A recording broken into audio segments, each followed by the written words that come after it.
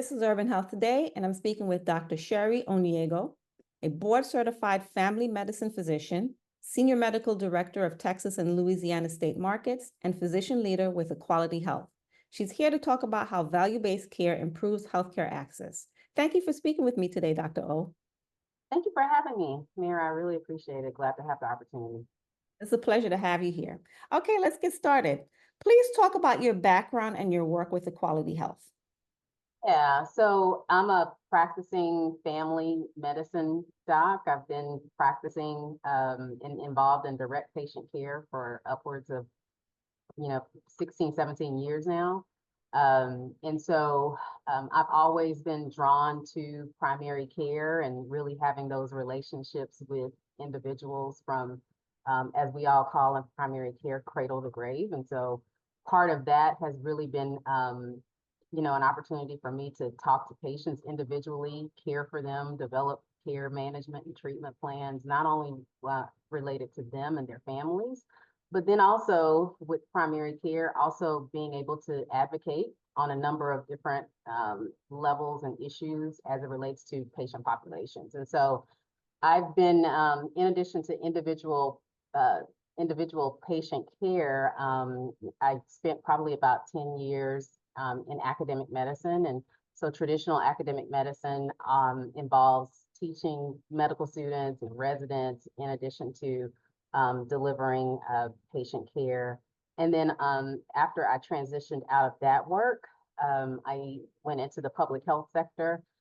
So really was responsible for deploying chronic disease prevention programs across our county here in Harris County, which is where Houston is. And so that was about upwards of 4 million residents. And so really charged with taking health outside of the traditional auspices of the healthcare system. So the traditional clinic walls and taking health to the community. Mm-hmm. So that was really my first sort of foray into understanding a lot of the social drivers that really impact how people engage with the healthcare system, because there are so many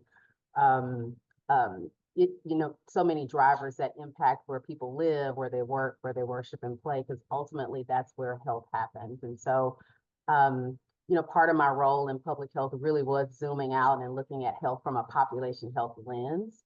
And so, probably about 3 years ago, I was really blessed with this opportunity to take an opportunity with Equality Health, where I'm, on the really auspices of the work that we're doing across the organization, really impacting communities and individuals, especially particularly those living with Medicaid. And so, again, that's always been the population that I've gravitated towards. That's the population that when I'm delivering individualized patient care, that's been the population that I've typically always had a historical context with. And so the mission of Equality Health really resonated with me when I was given the opportunity. And so my role does, as you mentioned, impact the work that we do as an organization, not just at the Medicaid individuals who are receiving our services, but also with our practices that we're supporting, our primary care practices across both Louisiana and Texas. My role impacts the work that they're doing by really supporting them with our services so that they can help deliver quality patient care. And so I think that certainly combining my experience with direct patient care, primary care, as well as population health, that really sort of positioned me to take this opportunity with Equality Health and sort of merge all of my interests and backgrounds to the work that we're doing in the value-based care realm. How exactly do you go out into the community? With our organization and the work that we do at Equality? Mm-hmm, yes. Yeah, a few different ways. I mean, one of the things that we do at Equality Health is we sort of position ourselves as a convener or primary care enabler. And so what that essentially means is that we work upstream with various health plans across the ecosystem. And so we take on these high-risk arrangements with various managed care organizations. And so in those arrangements, we were essentially responsible for things like quality care, how well we're performing on keeping diabetics healthy, and how well we're performing on our practices, providing immunizations. And so those are what we call these high-risk value-based contracts that we take on directly with our health plan partners. But downstream of that, we work with a network, a regional network of primary care providers, and they're in diverse communities. And so we are essentially working with these groups, and oftentimes they're all unique in their scale, size, and scope, but they're these communities of providers that are really serving Medicaid populations or populations that are highly vulnerable. And so we're going in and working with these providers, and again, really trying to socialize and help them operationalize what value-based care is. And so in essence, by us working directly with practices, we're enabling them to deliver care to the individuals, which trickles down to the family, which then trickles to the community. And so that's one way that we look at that approach of working with the community. But then we also, in addition to the work that we do at Equality as an LLC, as an enterprise, as an organization, we also have a foundation that wraps around us. And the foundation is charged with much broader community work. And so wherever our Equality Health LLC markets are, so Texas, Arizona, Tennessee, Louisiana, our foundation can also join in those efforts in those various markets, but they're really charged with doing much broader community efforts. And so, and part of that work is really helping to eliminate healthcare disparities across those communities where we already have a footprint in where we're supporting these different practices. That's amazing. I ask because so many underserved people are left out of the healthcare system. That's right. Outside of the emergency department. So I just want to know what that yeah. Mm-hmm. Yeah. So in addition to, and that was again one of the things that really attracted me to the work that Equality Health was doing, because I spent so much time in public health where people don't engage with the healthcare system. And so merging both the enablement that we're doing to providers to help them better serve this population that is sort of challenged with a lot of barriers to care. The fact that we can sort of zoom out and really reach into the broader community is really remarkable work, in my opinion. Well, thank you for that. What are the principles of value-based care? And it fundamentally differ from traditional fee-for-service model? Yeah, they do. And I do want to make sure we spend some time here, because I think it's really important as we continue to talk about the work that we do at Equality Health. And so level setting on value-based care versus fee-for-service is really important. And so in essence, value-based care is a shift in the way that healthcare is paid for, compared to the traditional sense of fee-for-service. And fee-for-service is really, where doctors, clinicians, providers, healthcare systems, they essentially get paid for the volume of care that they deliver. It's very transactional. So it's volume, but it's not really necessarily a focus on the quality of services rendered, if that makes sense. And so value-based care really is a payment structure that is based on improving overall health outcomes. It really is a way that it puts a great emphasis on health that's more proactive and forward-leaning and preventive care, as opposed to reactive to what that initial, let's say, concern is or complaint is that a patient is dealing with. It's really, a value-based care is really looking at a holistic individual. And so this whole concept of value-based care really got traction, I'll say, back in 2010, if not sooner, but certainly in 2010 with the Affordable Care Act. And since then, Centers for Medicaid and Medicare services have said that they'd like to see at least 100% of Medicare payments and 50% of Medicaid payments running through some sort of value-based contract or value-based arrangement. And so that really is sort of the federal government sort of perspective on really trying to make this shift. And with that, that comes sort of the individual state Medicaid agencies also trying to make sure that they're pushing that to the respective managed care organizations, and then ultimately down into the providers to be able to deliver this type of framework or care. The challenge is that it's a process to operationalize all of the components of value-based care, because it is preventive care. It is more of a proactive way of approaching care. It is, I think it's a framework where, we're able to look at some inequities that especially patient populations that Medicaid populations have when we look at them from a holistic approach, whereas fee for service, we're looking at what the initial situation is. It's sort of a situation where doctors may be seeing 20, 25, 30 patients a day. It's volume over, it's volume to keep the doors open. It's certainly not necessarily a situation where they may have the ability to have a more abbreviated panel of patients and spend more time with that patient, because it's sort of that, again, like I said, transactional framework. And it doesn't necessarily always consider some of the inequities that patients are challenged with when they're trying to access the healthcare system. They may not show up again until another issue is happening, but they still have a chronic condition like diabetes that still needs to be addressed. Right. So those are the, sort of the fundamental differences between value-based care. And again, like I said, it certainly is a big shift in how we're really trying to pay for healthcare in this ecosystem. We're really looking at its impact on what we're now calling the quintuple aim. So, patient satisfaction, provider satisfaction, lowering costs, improving outcomes, and then sort of this fifth aim of health equity. So I think all of those things really sort of encompass what value-based care stands for.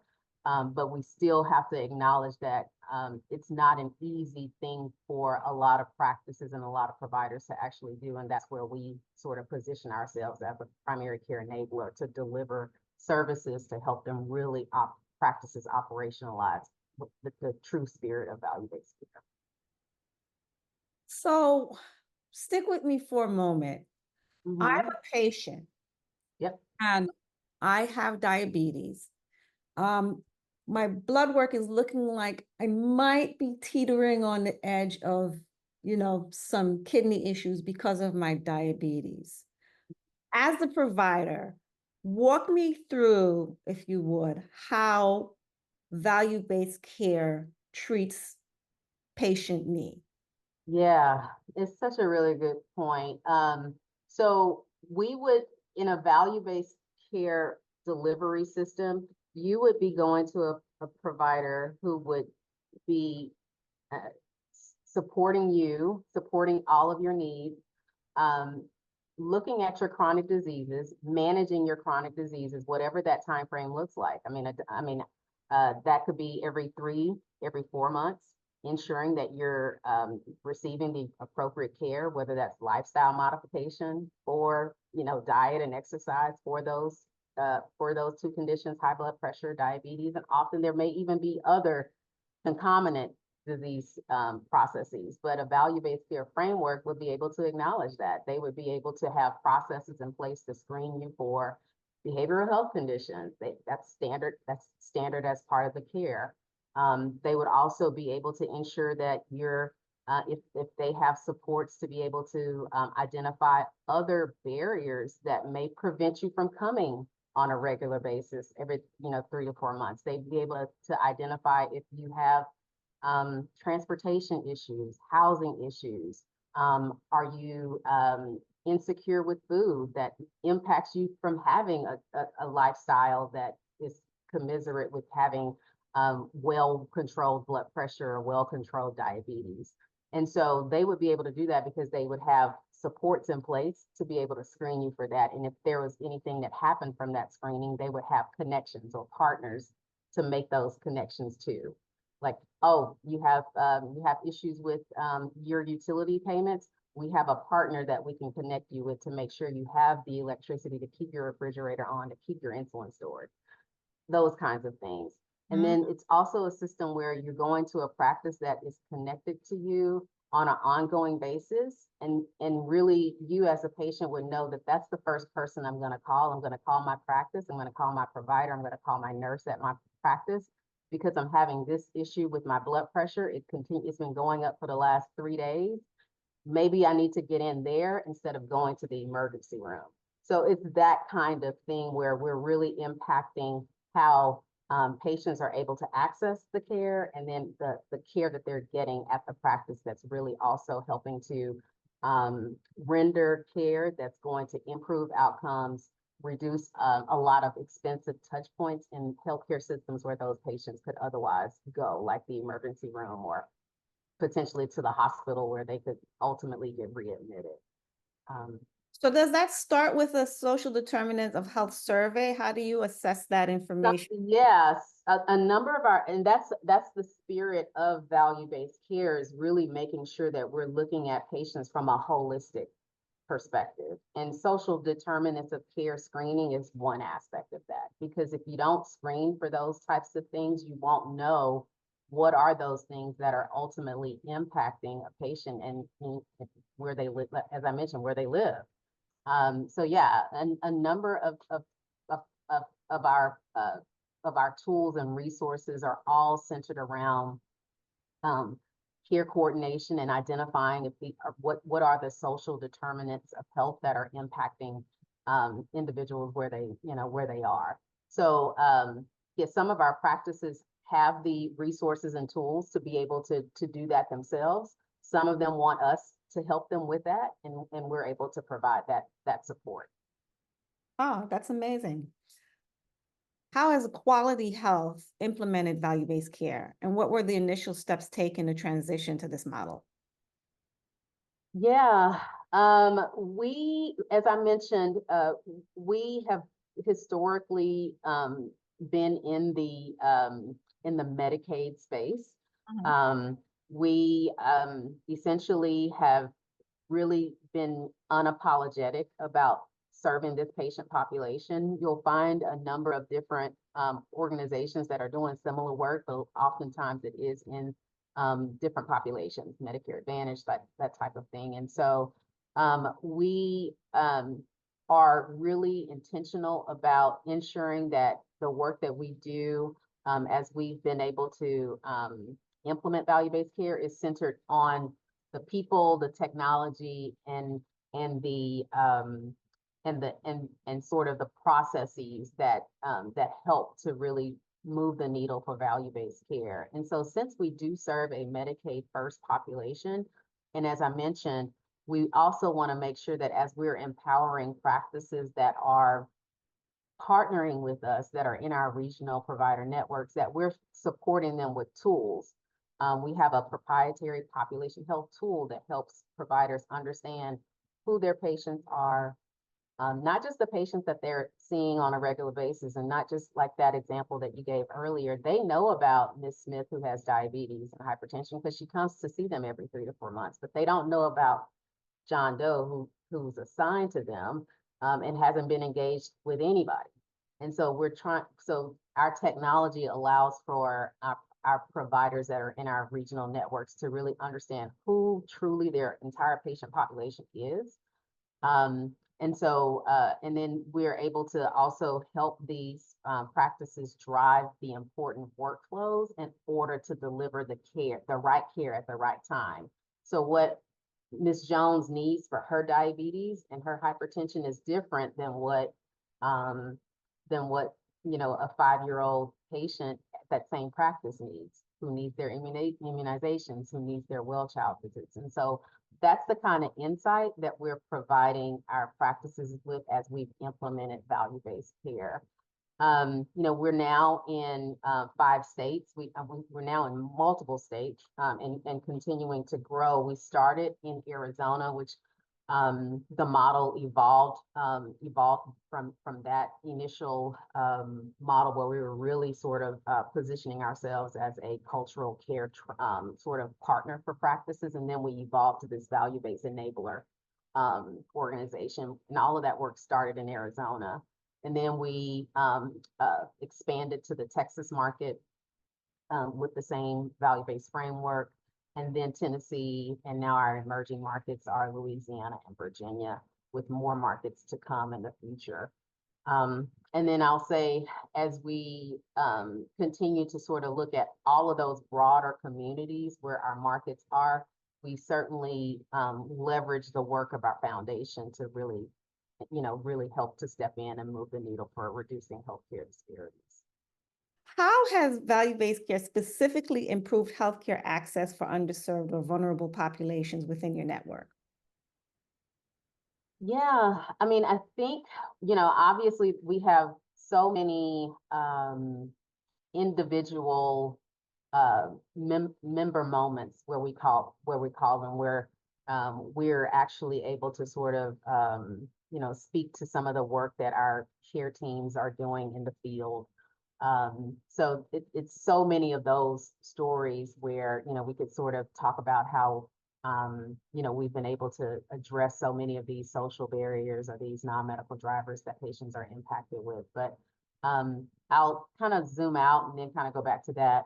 But, as I mentioned, because our model is really working to serve the underserved, vulnerable patient populations, and we're primarily doing that with our primary care practices that are in our networks. One of the ways that we're doing that is really helping to address some of the inequities and sort of really empower our primary care practices with tools to help support them in their day-to-day work. So as we look at how we've been able to improve healthcare access, one of the things we also recognize with our primary care practices, because it's reflective of our country, it's reflective of those states that I told you that we're in. They're diverse, they're unique, they're serving populations that may not historically always engage in the same way as someone who does have means and resources. And so we are able to equip our providers not only with, as I was mentioning, tools, technology. We also support them with trainings. We support them with training so that they can best understand and engage with their patient population, because the patient populations, as I mentioned, are so unique and diverse. And so we have a pretty robust cultural care training program that we make available to our providers. And we probably have upwards of around 20 plus modules in that training program. And what it really does center on is things like trauma-informed care. And so when we think about patients who are coming from challenging backgrounds and living situations and in situations from their past that also impact how they're engaging with the healthcare system, there's issues of bias, there's issues of trust or mistrust. And so being able to really ensure that our practices, from the front desk to the administrative offices, are understand the unique challenges of the patient population that we're serving. And as we talked about, some of our practices already are very inept and very capable of doing this type of work, but we want to make sure that we're all singing from the same songbook, if you will. And also part of that, as we talked about a little bit earlier, is because in addition to these training programs that we're able to deploy to practices, we're also making sure that they recognize that social determinants are a huge factor, and that it's really important for screenings and assessments to happen. And if they don't necessarily have a process for doing that, we have a comprehensive care team that extends outside of the practice.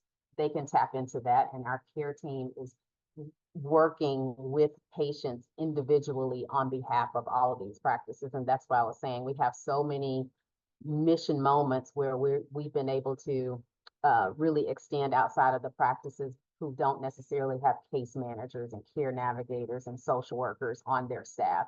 Some of them don't have the overhead to be able to sustain that type of a resource. And so we're able to bring that type of additional assistance. And so when we talk about improving access, because we're able to sort of lean in directly to the direct patient population, when you think about coordinating care for patients who may not have transportation, they may not understand that they have a Medicaid benefit that can coordinate transportation to appointments and to other, to other resources in the communities. And so that's a lot of what our care team is able to do on behalf of the practices, in addition to all of the resources that we're directly providing to our practices. And so, I mean, that's certainly one of the ways, multiple ways that we're really helping to improve overall healthcare access.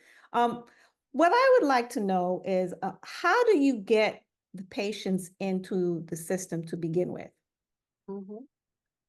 Yeah, and part of that is really, as I mentioned, it's easy for patients to go into the system who are like Miss Jones, our example with Miss Jones. She's already getting her diabetes and her hypertension. It's the other patients that are unengaged.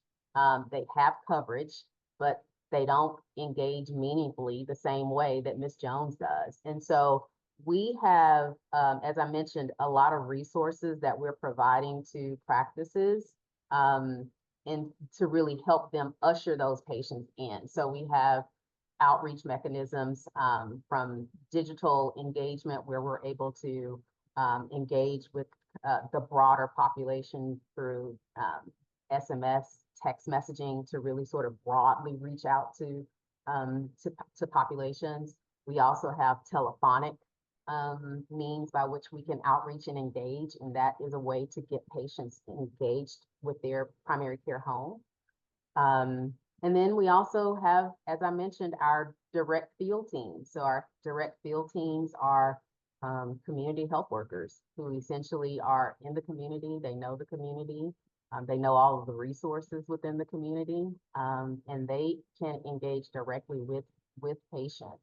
And also really help to support them with self-advocacy, disease education, empowerment skills, to help really move the needle to help people understand, or patients understand, the importance of engaging with their, with the healthcare system, especially at the primary care level.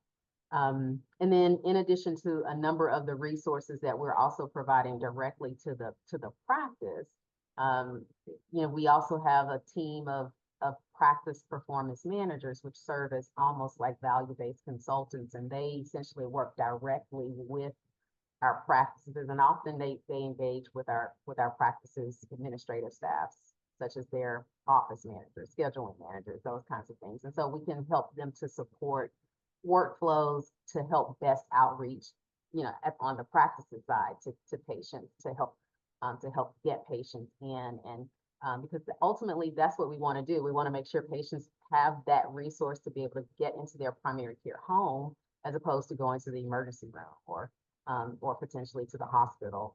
Right. And so those are a number of the ways that we're able to support that.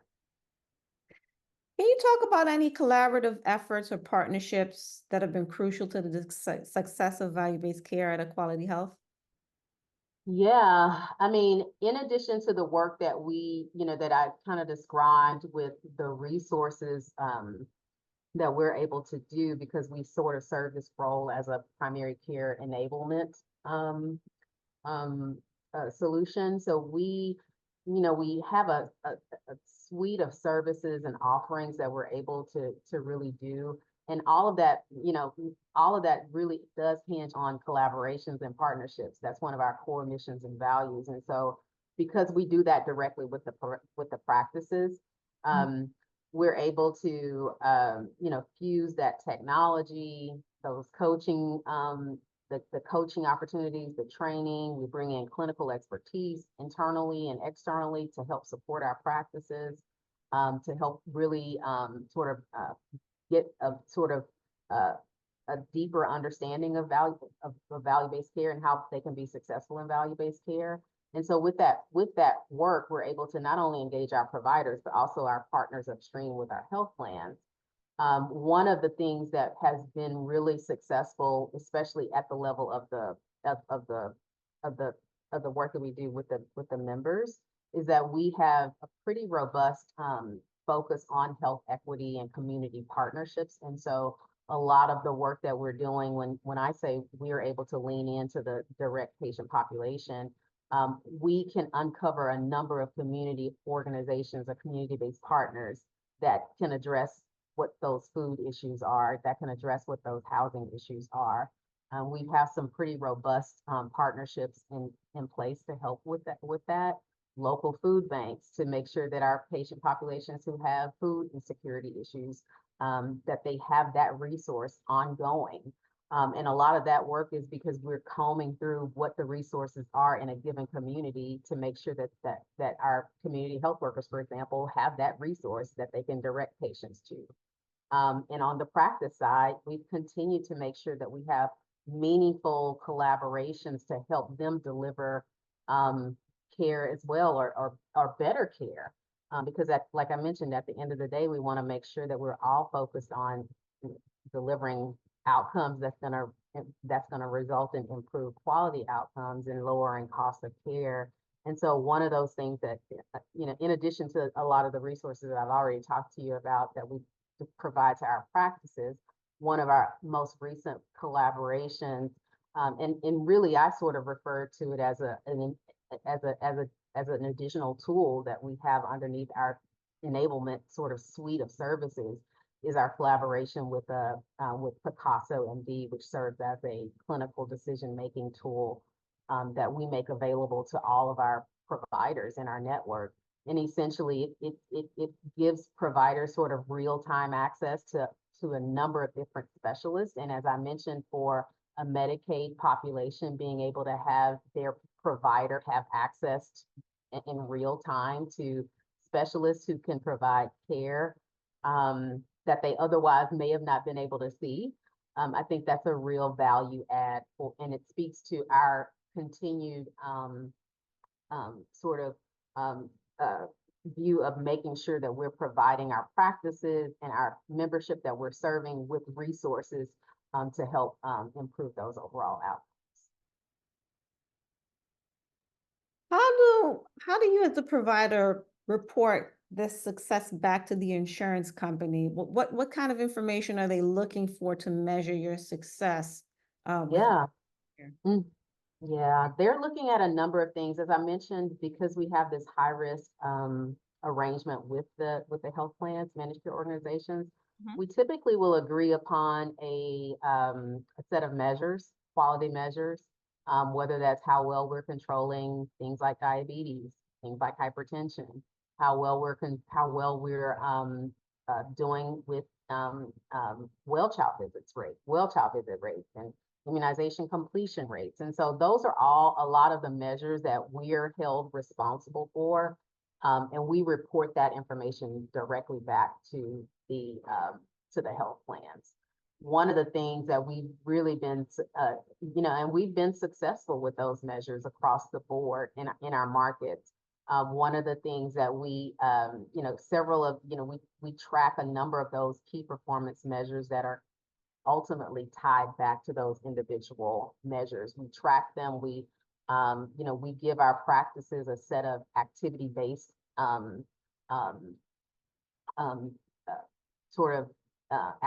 activity-based measures to sort of focus on, and that ultimately gets tied back to the insight that we share with the health.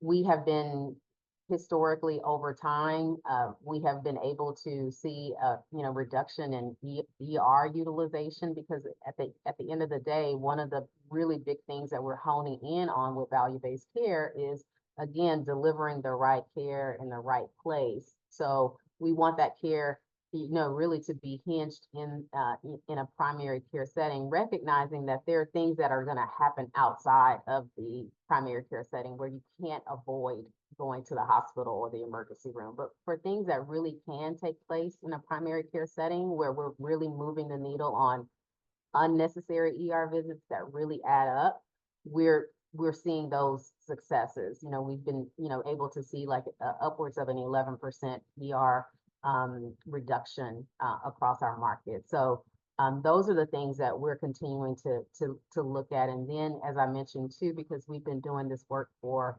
quite a long time in the Arizona market, and so we have a more of a diverse book of business, if you will. And so we have Medicare contracts, and so Medicare does a 5-star rating, where 5-star is the highest rating that that an entity can receive based on the quality of care that's being delivered or rendered. And so we've consistently been able to see those 5-star outcomes in the work that we're doing there too. So we're continuing to track a number of these measures by sort of the downstream work that we're putting in front of the providers, and that translates directly in what we share to the respective health plans that we're contracted. Has Equality Health faced any challenges in improving healthcare access through value-based care? And how were they addressed? Yeah, I think that, it goes without saying that, although, we know it's important, at the federal level with CMS, and, even with the, as I mentioned back in 2010, with the advent of the Affordable Care Act, to really sort of hinge around this notion of value-based care. As I mentioned, it is very difficult to operationalize it. And that's why, I think that's why we're in the position that we are, to really provide these services and tools to help make it, more of a streamlined process for practices that otherwise wouldn't do it. And I think there's been quite a bit of sort of work in the literature that has been able to show that some of the some of the challenges that we have faced, and certainly other companies that that are doing this work, is that you'll still see a significant amount of primary care providers who just really have not adopted value-based care, for those very reasons. It's challenging to stand up. They don't necessarily have the infrastructure. They don't have robust data systems in place to help them understand who their population is. And all of that comes at a cost. And so for that reason, we have seen that as a challenge in the respective markets. I think too, that's how we're solving for this. We're taking a lot of that upfront investments that practices would have to invest in order to do true value-based care, and we're we're taking that burden off of them by providing them with a number of services to help them do that work. So that's certainly one of the challenges, is just operating it. And then the other challenge too, if I'm just being honest with you, is, I'm a primary care provider through and through.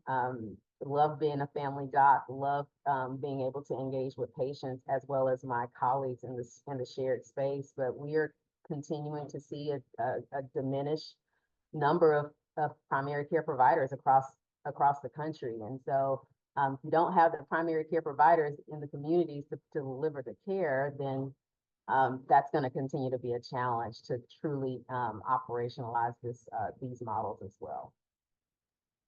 Do you find, as a primary care, I'm glad you brought that up, because that was one of the things that I was going to bring up too, the shrinking PCP pool, geriatricians as well.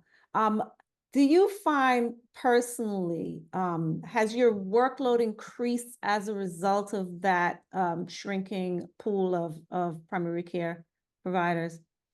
Yeah, I think that, because I am in a position to be able to engage with primary care providers across the, because of the work that I do. And that's been a challenge that they are faced with. They may be the only doc in a 20, 30-mile radius. They may be the only doc for their community. And so, I think that people feel the pressure from both ends. And so I think as we're looking at ways to tap into pipelines that are really trying to drive up the workforce, that's going to continue to be a critical focus area for not only for us, but as to sort of speak from an advocacy position, but certainly for other professional organizations that are really trying to put some investments in pipeline development to sort of reach in, whether that's the middle school, high school, college pipeline to sort of develop this sort of pool of healthcare workers for the future. Because we know the important role that primary care, whether that's obstetrics, whether that's pediatricians, whether that's internal medicine, whether that's support staff from medical assistants, nurses, we need that talent and we need that workforce. Yeah, part of the problem, from my understanding of it, is you have these students who graduate with excessive student loans. And so because historically the pay for primary care providers is not as high as, say, specialists, you have a lot of people, instead of coming back to the community, going into specialization because they can pay off that, large. Yeah, yeah. Yeah, and again, that's been a historical challenge for primary care. And then and to me, that's really been one of the things that I've been really um uh very passionate about because of this work that we're doing with Equality Health. We have where primary care is already sort of pressured with administrative burdens, low pay, and then they've had stagnant reimbursements for the care that they're also doing. We kind of come on top and give them financial incentives to do the work to really sort of help empower them to take care of populations that are challenged and may not otherwise have that. So these are all the challenges that primary care faces, but I'm really happy that we're able to at least provide some of that support to offload some of those financial burdens that primary care is faced with. Well, it sounds like a well-oiled machine. What are Yeah. Equality Health's next steps in advancing value-based care to increase healthcare access, especially for their most vulnerable patients? Yeah, I mean, for us, as I mentioned, we will continue to focus on our Medicaid populations and, really sort of continue to advance our Medicaid first model. As I mentioned, we're continuing to focus on our growth. As I mentioned, we have a couple of markets that are emerging in our portfolio with Louisiana and with Virginia. As we continue to advance, we're going to continue to look at other states, looking at other states that we can expand into our network. And that often depends on what that state Medicaid agency's sort of position is about value-based care contracting. And so that helps us to understand what other markets to sort of take on and to expand into. So we'll continue to do that type of work. We'll also continue to grow from a network perspective. Each one of our individual networks really does hinge on how we partner with various managed care organizations upstream. And then it also really hinges on us bringing in more providers to join our provider networks that are serving these, patient populations who are Medicaid recipients. And so as uniquely as those things continue to grow, we'll ultimately have more patients, which is really, sort of the top, the sort of, they sort of sit at the pyramid in my mind. The more patients that we have to impact collaboratively with our practices and with our health plan partners. And then, as we impact these patients, as we continue to sort of look towards growth, ultimately that gives us an opportunity to impact them, to look at them from a whole person approach. Looking at the services that they have available to them, whether it's at the health plan level, whether it's empowering the practices that those patients are engaging with, and then whether it's our teams that are also charged with the ability to impact those patients at an individual life. And so as we're looking to continue to advance and grow across that ecosphere, ultimately we want to make sure that we're able to improve patient experiences, improve those outcomes, and ultimately reduce overall costs. So those are the things that we're continuing to look at as it relates to advancing our model. And again, as we continue to do that, we always want to be a learner as well. We want to make sure that we're listening to our providers, that we're responding to some of their needs, whether that's modifying things within our care model, whether that's ensuring that that we have additional tools, resources, partnerships that we're able to sort of speak to that'll help them deliver better care and also help our members in the community as well. It's interesting that you said that. I spoke to a provider maybe a year and a half ago. I'm referring to, you said it depends on the Medicaid and the markets. And it hadn't occurred to me that there may not be penetration of value-based care across several states. I mean, I would think this would be a federal thing, but it hadn't occurred to me that I forgot that every state has their own thing. And he said to me that it would be probably about 5 years, and this was about a year and a half ago, or value-based care is, a national thing. Do you agree with that? Yeah, I mean, and I think, well, I mean, CMS has said that they'd like to see, they've kind of given timelines of 2030, to see those Medicare contracts running through value-based arrangements at 100%, at 100% level. They want to see by 2030, all of the Medicare. And then for Medicaid, around 50% by 2030. So on that timeline, it may potentially line up. I do think that, as I mentioned, it's forthcoming. It's certainly something that we have to, as a participant in the healthcare system, outside of the work, it's something that I think that's here, and it's certainly not.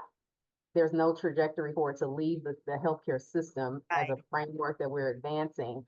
So I think, the reality is that it's forthcoming.